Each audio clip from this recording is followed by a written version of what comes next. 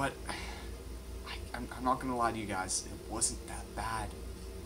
Okay, calm down. I know what you're thinking. What kind of drugs were in your popcorn? And that was ecstasy, though I doubt that had anything to do with the actual movie, because obviously the acting is god-awful. I have this piece of cardboard, which is kind of better than Kristen Stewart's acting. As you can see, it reads out the lines very well, even though it's upside down. And it's just really joyful, and I just really like looking at these bright images, because it's really giving great emotion, which Kristen Stewart obviously can't do. Taylor Lautner was meh, and Robert Pattinson's not that bad. I don't hate Robert Pattinson. But there's one thing that was terribly god-awful. I'm going to bring back my trusty box here. Now, this, if you would say this is a wolf, that'd be more believable than the wolves in this movie. Now, obviously the wolves aren't that bad, but, I mean, they don't even move their mouths when they're talking. Like, they're like this. Now, obviously, there's a big twist. I'm not going to spoil it. I didn't like it. I mean, if you're going to do something, do something. I'm not going to say any more about it. I just wasn't a big fan of it. It's Twilight. I can't talk too much about it without me going into a complete rant.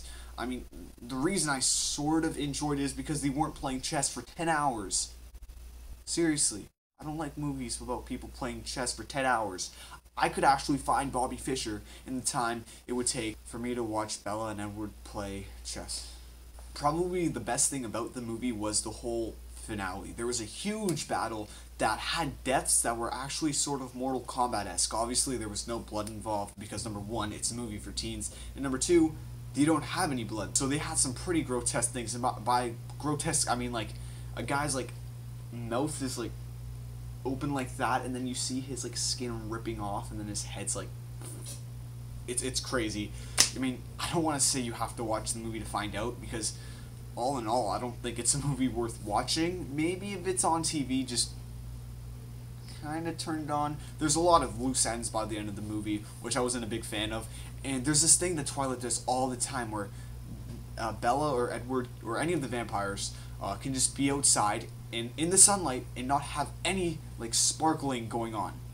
What was the point of that? I mean, the last shot of the movie had that, and I was just like,